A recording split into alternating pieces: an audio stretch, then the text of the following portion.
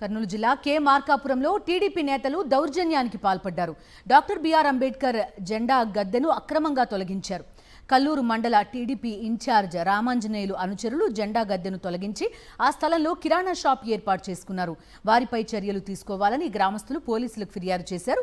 అధికారం అండతో టీడీపీ నేతలు అక్రమాలకు పాల్పడుతున్నారని మండిపడ్డారు. అధికారులు స్పందించి తిరిగి జెండా గద్దెను ఏర్పాటు చేయాలని కోరారు. లేదంటే గ్రామస్తులంతా కలిసి పోరుబాట పడతామని హెచ్చరించారు. టీడీపీ పార్టీ ఇన్ఛార్జ్ అయినటువంటి రామాంజనేయులు గారు వాళ్ళ అనుచరులు వాళ్ళ అధికారం ఎక్కడ తగ్గిపోతుందో మా ఎస్సీ కాలనీలో అనే ఉద్దేశంతో ఒక దురుద్దేశంతో మా ఎస్సీ వాళ్ళ కిందికి పోకుండా చేసుకోవాలనే ఒక ఉద్దేశంతో మేము అంబేద్కర్ మీద ప్రేమాభిమానంతో పెట్టుకున్నటువంటి అంబేద్కర్ గారి జెండాని వాళ్ళు పీకి వేయడం జరిగింది.